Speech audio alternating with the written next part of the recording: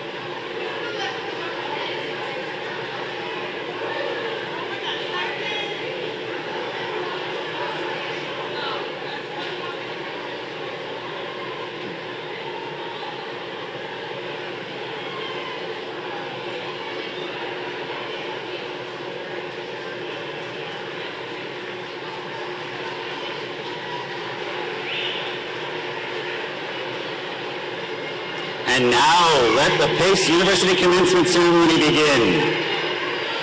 Please join me in welcoming the members of the New York City Police Department Pipe Band.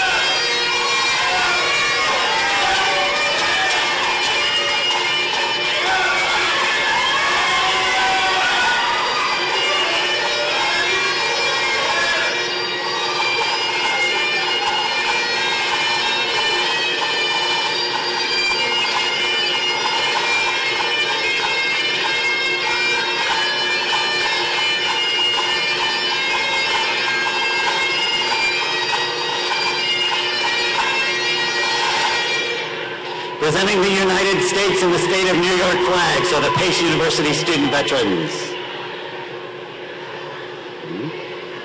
Come on.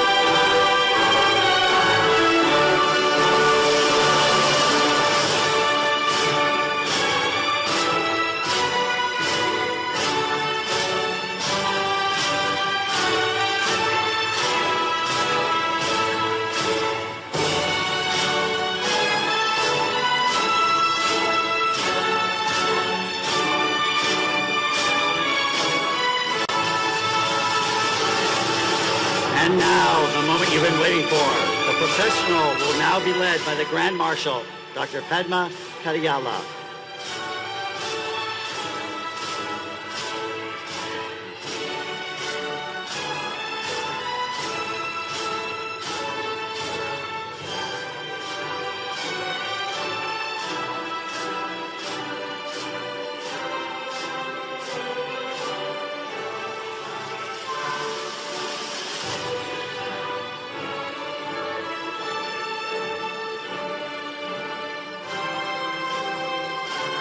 Now, please join me in welcoming the graduating class of Pace University 2013. Please join me in welcoming the graduates of the College of Health Professions.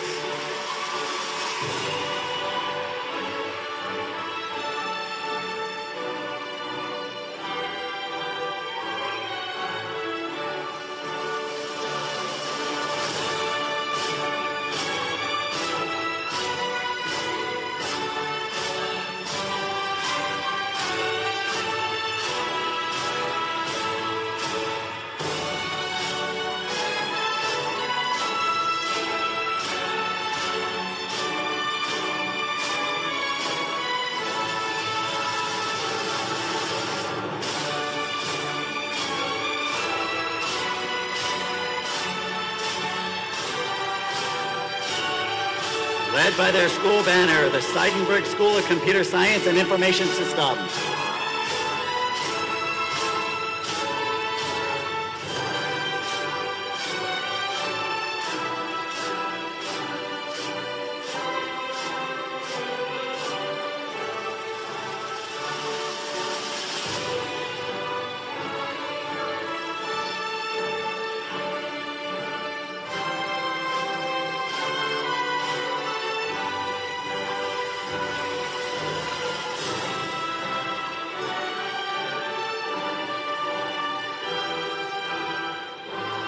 Led by their school banner, the School of Education.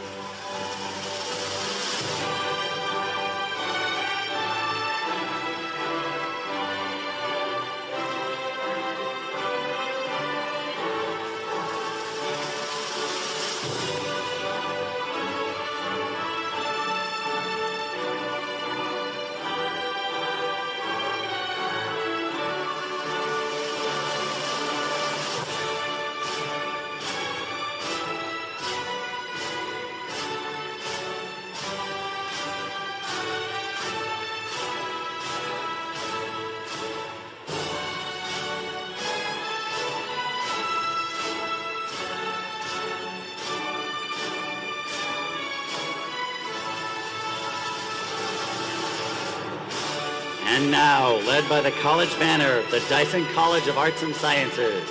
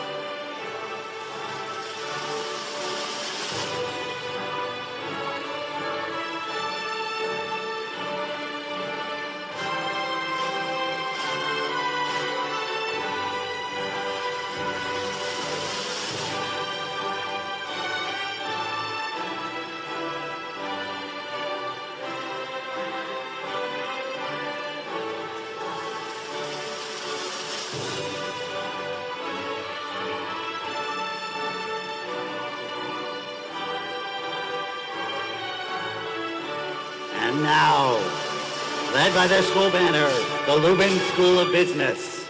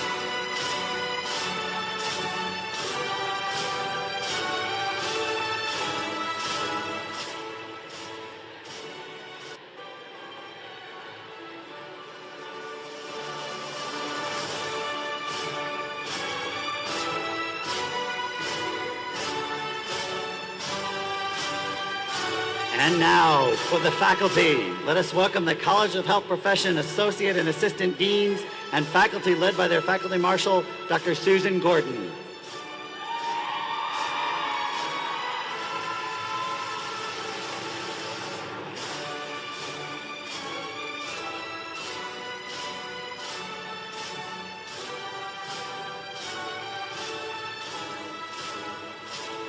The Seidenberg School of Computer Science and Information Systems, Associate and Assistant Deans and faculty led by their Faculty Marshal, Dr. Mary Courtney.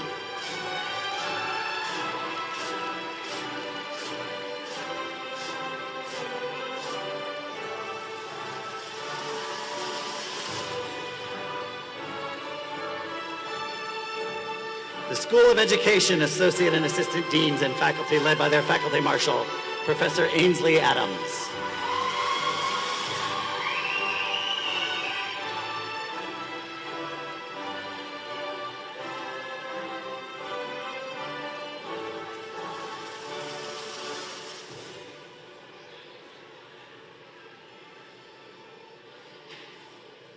The Dyson College of Arts and Sciences Associate and Assistant Deans and their faculty, led by the Faculty Marshal, Professor Margaret Fitzgerald.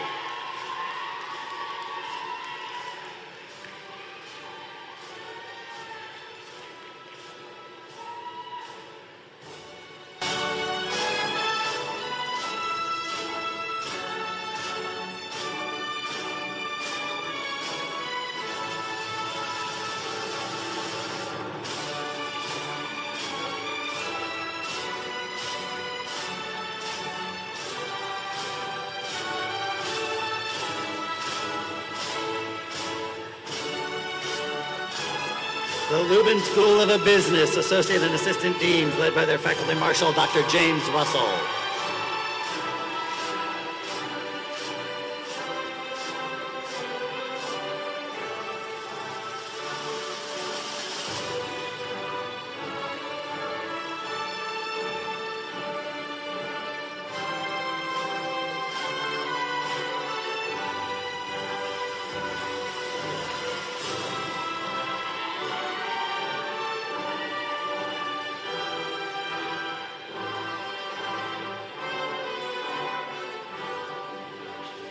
All right, and now for the platform party, our deans for students.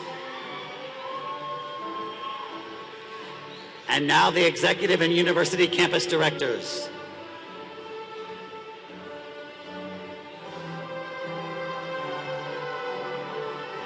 Our university deans.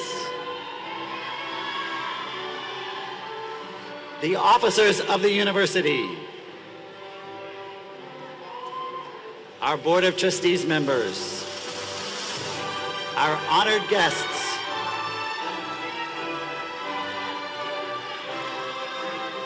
the Provost of the University, Dr. Uday Sukhatme, the Chairman of the Board of Trustees, Dr. Anilo A. Bianco, and finally, the President of Pace University, Stephen J. Friedman.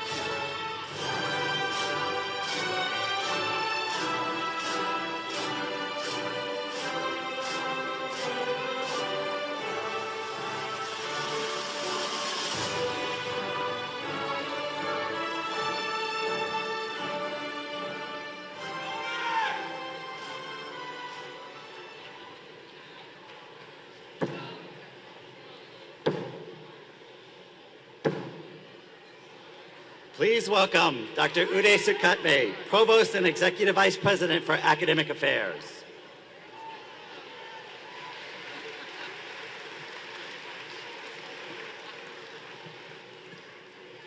Good morning, everyone. Please be seated.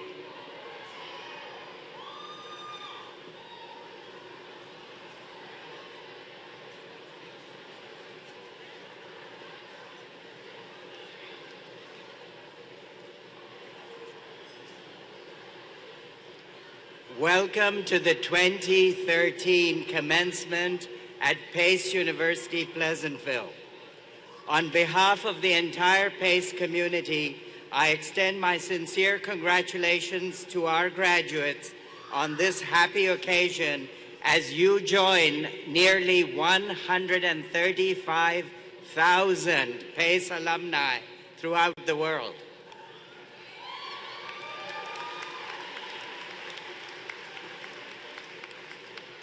I want to particularly acknowledge the families and friends present here today.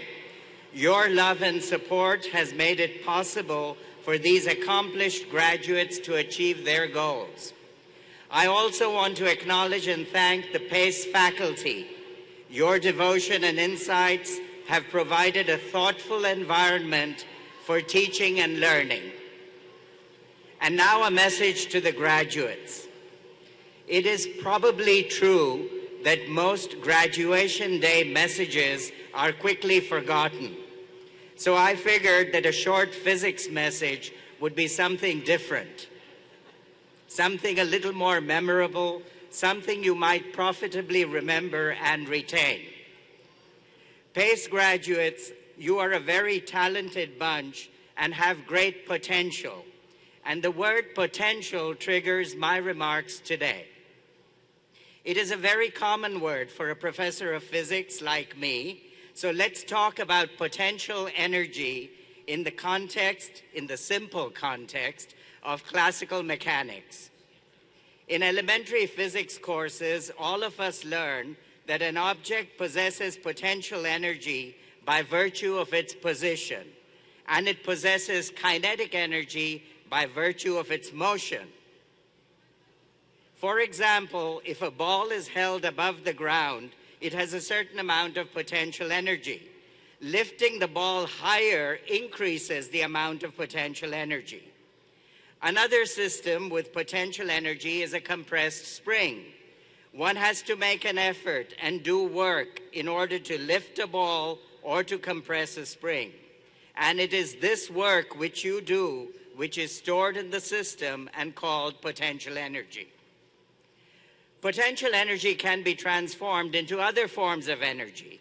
When a ball held above the ground is let go, it falls, and in so doing, its potential energy is converted into the energy of motion, kinetic energy. This can be used profitably. For instance, water falling from a height, say the Niagara Falls, has kinetic energy when it hits the bottom. This will rotate turbines, it'll generate electricity, which we can use. The point is, if an object has potential energy, it can be converted into useful consequences. But remember, this is possible only because work was done initially to raise the object above the ground. You get back what you put in. You're probably getting the drift of my message by now. The hard work which all of you put into your studies is analogous to lifting an object to a certain height. On the way, you probably had to overcome many obstacles, like having to work part-time to pay for your education, or developing the willpower to watch less television and less movies. But now you have reached a high level of achievement. You have a wealth of stored potential energy. You have the ability and capability of doing useful work. PACE has helped you develop your analytic skills, your communication repertoire, and your technology comfort level to adapt to a rapidly changing world. Your education gives you the potential to earn money when you enter the job market, the potential to make discoveries if you decide to go on to graduate school, the potential to help other people, perhaps in medicine or social work or law. There are endless possibilities.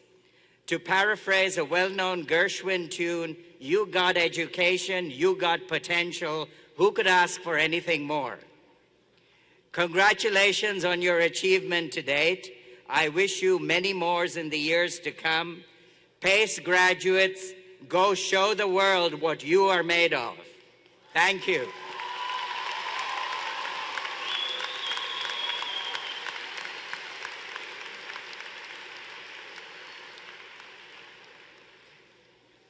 Please rise for the national anthem, which will be sung by Olivia Hunter from the Dyson College of Arts and Sciences. And remain standing for the invocation, which will be given by Sister Susan Becker.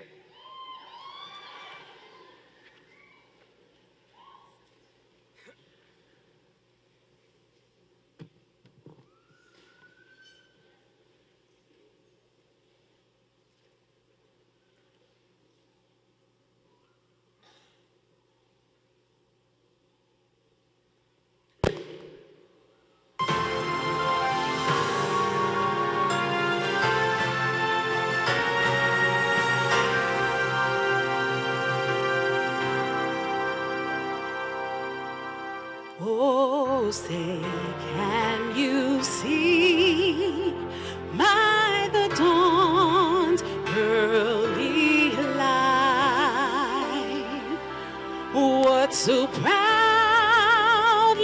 we hailed at the twilight's last gleaming, whose broad stripes and bright stars through the perilous fight o'er the ramparts we watched were so gallantly streaming, and the rockets red alert, their bombs bursting in air, gave proof through the night that our flag was still there.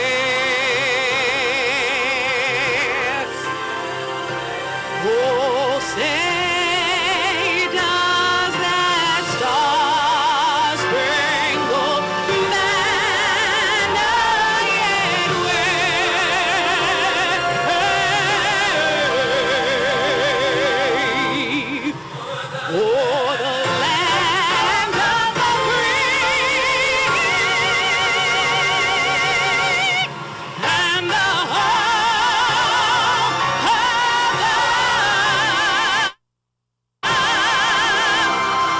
the brave.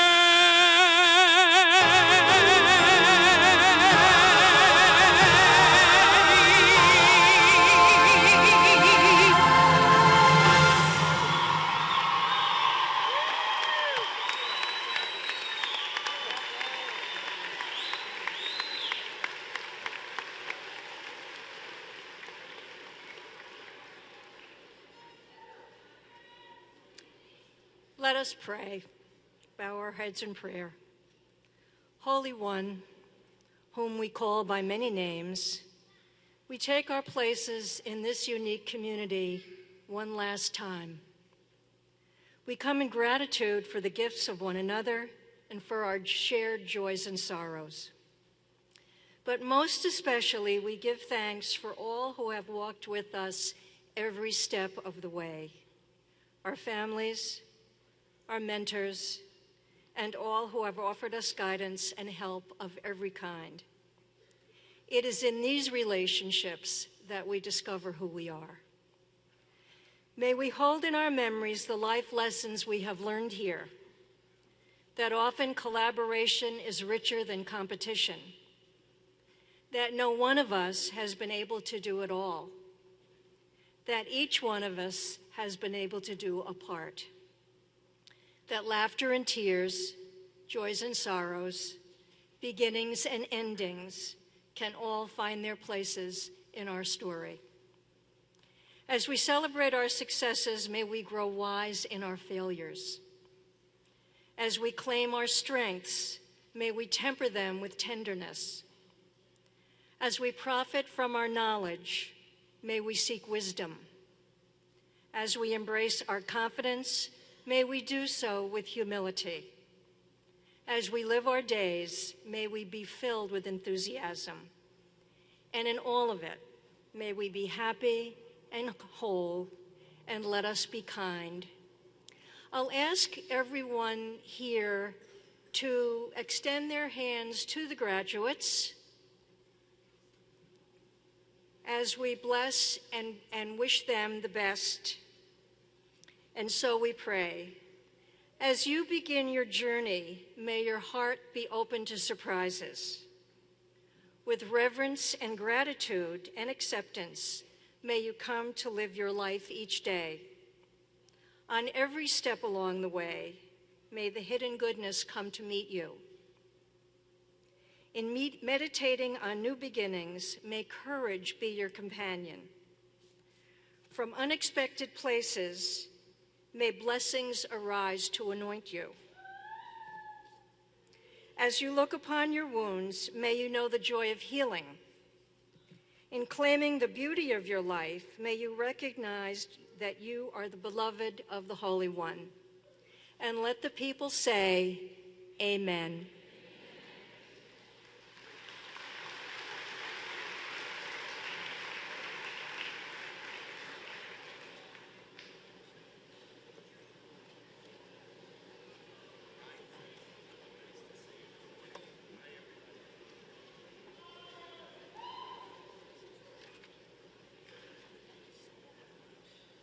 I ask that Stephen J. Friedman, the president of the university, Dr. Aniello Bianco, chairman of the Board of Trustees, and Dr. James Russell to come to the podium to assist with the conferral of the honorary degree upon Michael A. Clinton, President, Marketing and Publishing Director of Hearst Magazines, as a candidate for the honorary degree of Doctor of Humane Letters.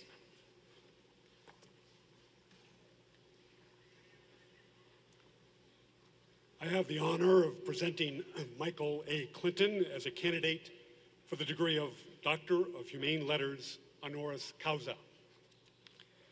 Whether traveling the globe or overseeing more than $1 billion in annual revenues for Hearst magazines, Michael Clinton sets a course for success and invites others to join in the journey. Over a 30-year career in publishing, he has inspired immense loyalty among his colleagues and employees who describe him as always out there for me. Really smart, but he likes to roll up his sleeves, and the most creative person I know. As the author of 6 travel books that feature his photography, Mr. Clinton takes his readers to the far corners of the world and inspires them to consider how they might help those in need. His best advice applies equally to plane travel and to life. Carry on. After graduating magna cum laude from the University of Pittsburgh with a bachelor's degree in economics and political science, Mr. Clinton earned an MBA from Pace University's Lubin School of Business. He began his journey through the publishing world at Fairchild Publications, followed by leadership positions at GQ Magazine and Condé Nast Publications. Today, as President, Marketing and Publishing Director of Hearst Magazines, he oversees 20 titles, including Cosmopolitan, Esquire, Harper's Bazaar, Marie Claire, Popular Mechanics, and O, the Oprah magazine. At each destination, his goal has been to always win as best we can in the right way. Passionate in all of his pursuits, Mr. Clinton is a licensed pilot, a marathoner, and part owner of a vineyard in Argentina. He has spent New Year's Eve on all 7 continents, including a memorable holiday in Antarctica, cooling the champagne and chipped ice in a glacier. Raised in a family that taught him the values of giving back, Mr. Clinton is the founder and president of Circle of Generosity, a nonprofit organization whose mission is to deliver random acts of kindness to individuals and families in need. He has served as chairman of the board of the Volunteers of America, as well as on the board of the Starlight Children's Foundation, for which he has led fundraising expeditions to Nepal, Patagonia, and to the top of Mount Kilimanjaro. For his professional excellence and integrity, adventurous spirit, and commitment to helping others, and for the inspiring example he sets for all Pace graduates, Pace University is proud to confer upon Michael Clinton the degree of Doctor of Humane Letters honoris causa. As authorized by the Board of Trustees of Pace University, I confer upon you, Michael A. Clinton, the degree of Doctor of Humane Letters, honoris causa, with all the rights and privileges pertaining thereunto. Thank you very much.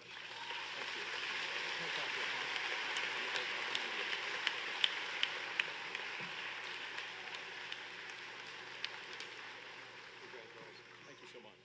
Pat back on. Whatever. Whoops. And a tassel. Wow, thank you. Thank you so much. First of all, can I just say, look at these magnificent faces sitting here. Can we have another little round of applause? Wow.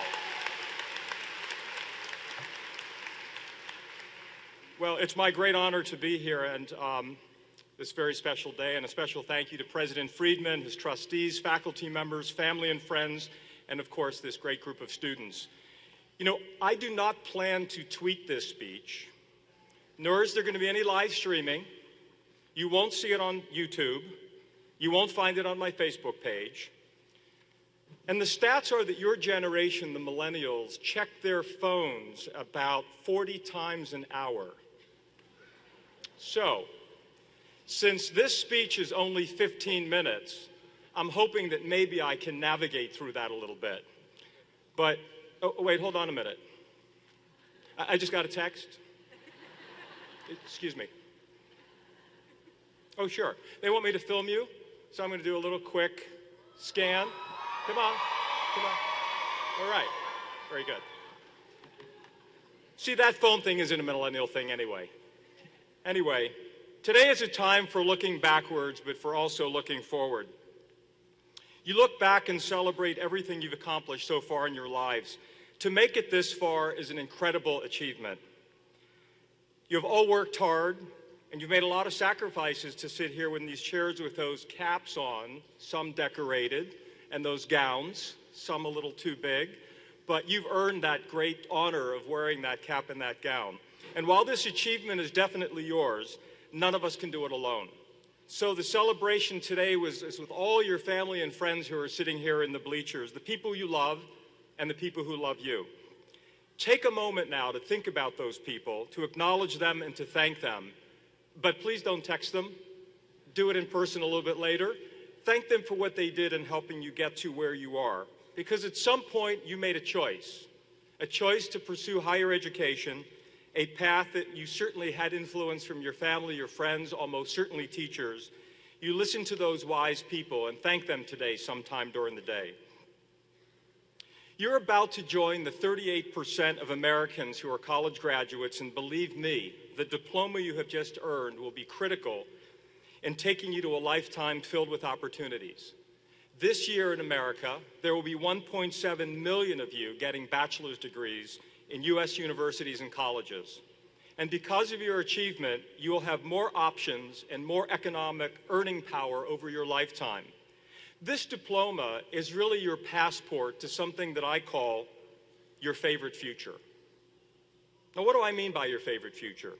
I mean simply that the destiny that you make for yourself, the future that fulfills you personally, emotionally, financially, the future that is right for you and for you alone.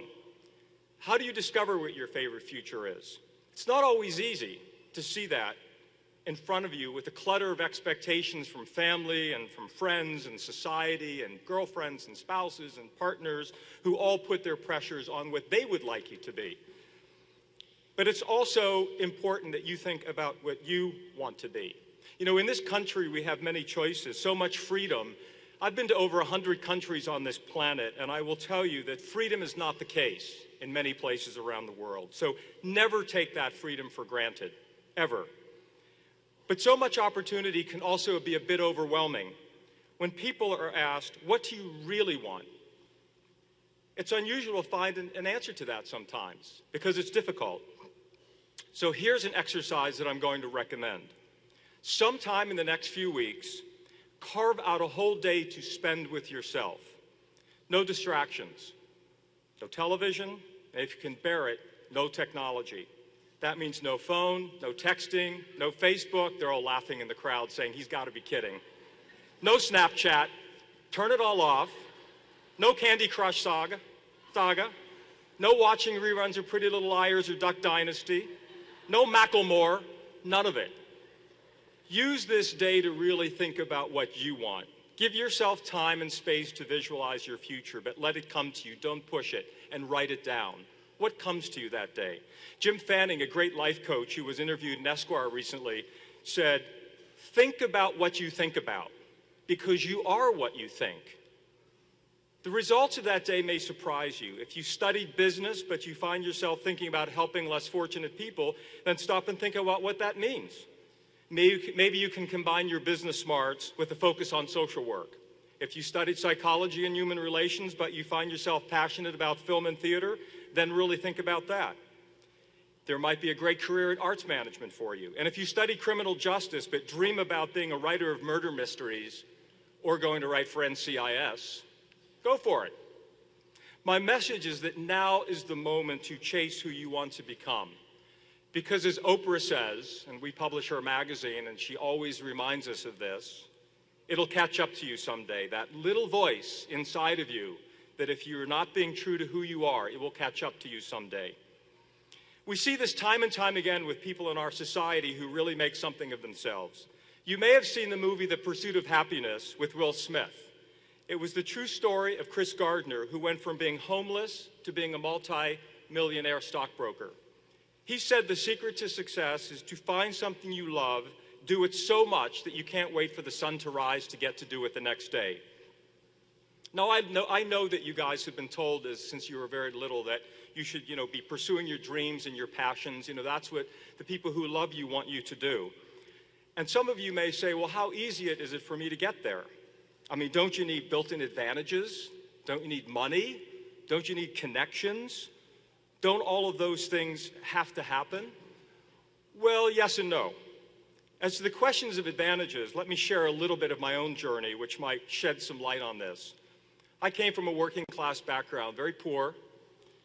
After growing up in Pittsburgh, I was the first person in my entire family history to graduate from college. And I came to New York City with $60 in my pocket. No connections, no anything except my favorite future.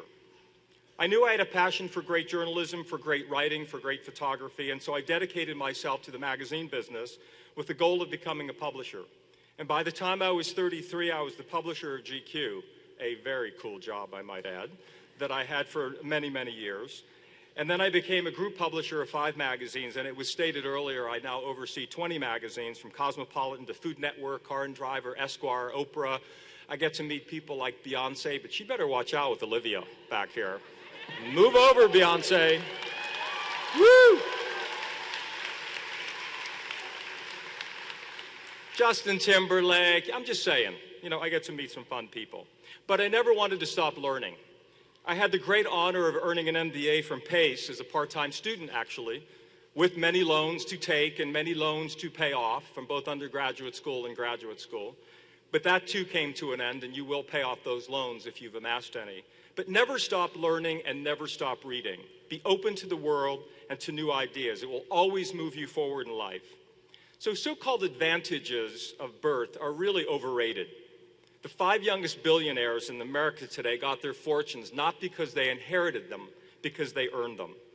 Now, you may not want to be a billionaire, you may not care about that, but you should take pride in the ownership of your favorite future to take you where you want to go. We all know that the economy is not what it should be. Finding and holding jobs is an ongoing challenge, not just for you, but for everyone in the country right now. But we're getting there. And consider this, you'll have 7 jobs before you turn 30. That's the average. So enjoy every one of them and think of them as building blocks along the way to your favorite future. Your first job and your next job is not the job you will have forever. It is a stepping stone to where you want to go. And by the way, staying dedicated and focused to your future, that's your job. It's not your boss's job or your mother's job or your family's job or your spouse's job. It's really your job to make sure you're focused on who you want to be. And here's a cliche that's also time to explode. You probably read a few articles at one point or another about how the millennials, that would be you here in the front rows, are supposedly self-absorbed and lazy and entitled. The truth is that, all generations get accused of that. I come from a generation, you may have heard it, called the Boomer generation. We were the me generation, where they said everything was about me, and it's true. It was about me. And you are part of the me generation, so they say. I don't know what happened to the me generation. You just leapfrogged and became the me generation. But I say whatever, because the truth is generational stereotypes are pretty useless in the long run. Each of you is an individual. Each of you has a choice. Each of you will set your own path. Last week in Time magazine, there was a great cover story about the millennials. You may have read it. And they called you the pragmatic idealists. That's a definition that I urge you to embrace. And just in case you think that once you figure it out, you're done, forget it. It's an ongoing journey, and if you can embrace it, that can be a lifelong adventure. So to keep myself on track, what I do is I keep a journal. Every year, a life journal. What do I want in my relationships, in my work and career, in health and fitness? One of my current pursuits is to run 7 marathons on 7 continents with my sister, Peggy, raising money for our foundation that we started. In August, you'll find me in Mongolia running a marathon, and next March, you'll find me back in Antarctica running a marathon. And yes, there is one there. 90 of us will be there running a marathon. So pursue what you love. It will fill you to the brim.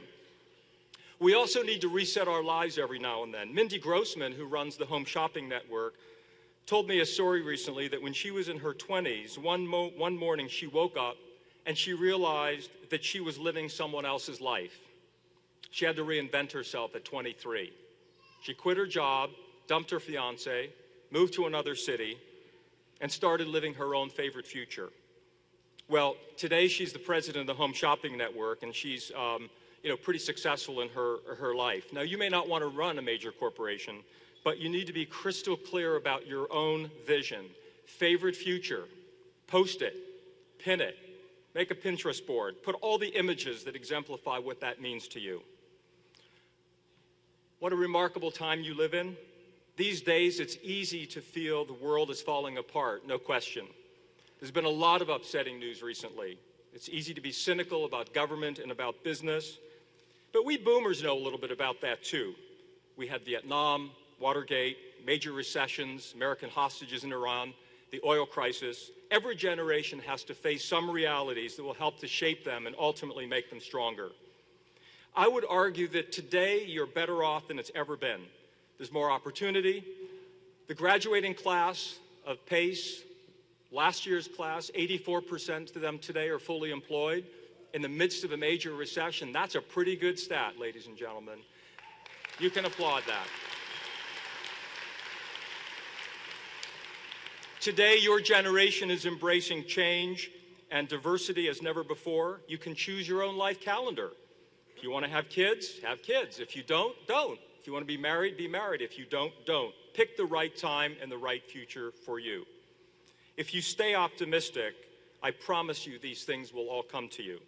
In fact, optimism is the new black.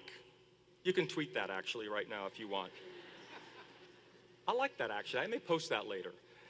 As a generation, you're more diverse than your elders. Your families are less traditional, but just as strong. You have already changed the way society as a whole communicates. You support marriage equality. 5 years ago, no one knew how to pin an image. A year ago, Vine wasn't even a thought yet. Your generation made that happen, and you're going to be a part of that. As a group, you're 80 million strong, the largest generation in the history of America. And we all know what happened when the boomers came of age. We changed things in profound ways, and you will change things in ways that are unimaginable to us today. You think the internet and Facebook were revolutions? You're going to bring on major revolutions in our society and our culture. We want you to do that. We need you to do that. We need you to move us forward. And as the Time magazine article said, your parents' generation wanted to take over the establishment. Your generation has grown up without an establishment and, in fact, doesn't even aspire to be part of one, let alone take it over. So think about that. One more thing, and this is important. Never forget the debt that you owe to the people who have helped you get to where you've gotten to and where you were going. And I don't just mean family and teachers. I mean the entire community and your country, the country that you live in, who support you and allow you to have these opportunities. Recognize this and support the community and the world around you. That can happen in big ways and small ways. Something as simple as being kind to the people that you work with. Your generation has already shown a remarkable dedication to doing good in the world. When a hurricane hit Haiti and when Sandy hit New York, you're the generation that texted donations, a whole new way of giving. PACE, you're the group that took in students who were disenfranchised, who lived in the southern parts of Manhattan when they came up here and roomed with you. You've already embraced that kindness. Use that altruistic drive to make sure that you continue to do it in your life. And be authentic. Believe me, karma is real. It comes back to you one way or another. It's all about walking in other people's shoes, about recognizing that we're all connected together. And when you get something good, give two things back to the universe. I promise you, it will bring you great riches in your life. It was mentioned that my focus in doing this was starting a foundation. Anyone can start a foundation, but you got to be focused on it. The Circle of Generosity, we give random acts of kindness to people in financial need, whether they live in Mozambique or the Bronx, and it's anonymous, the purest way of giving. I also spend time with a lot of young professionals in my work that I do, and here's a few pointers for you in terms of your next journey, especially as you're looking for jobs. Now, I know Blaine and Alexandra are here somewhere, and they're scouting for jobs. There they are, scouting for jobs in the advertising business. You know, Ted's going to spend another year doing his MBA after he got his BBA in public accounting. Ted, where are you? Somewhere in the crowd. There he is. And also Shayna and Joseph I met earlier. Shayna's on her way to pharmacy school. There she is back there in Boston. Boston strong, by the way, we say.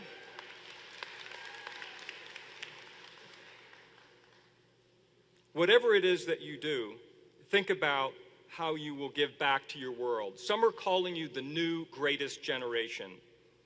And not only will you do that, but you will prove that out. So here's some of the tips that I said I wanted to mention. First of all, when you score an interview, that all-important interview, know a little something about the company and know its mission. Know what they stand for.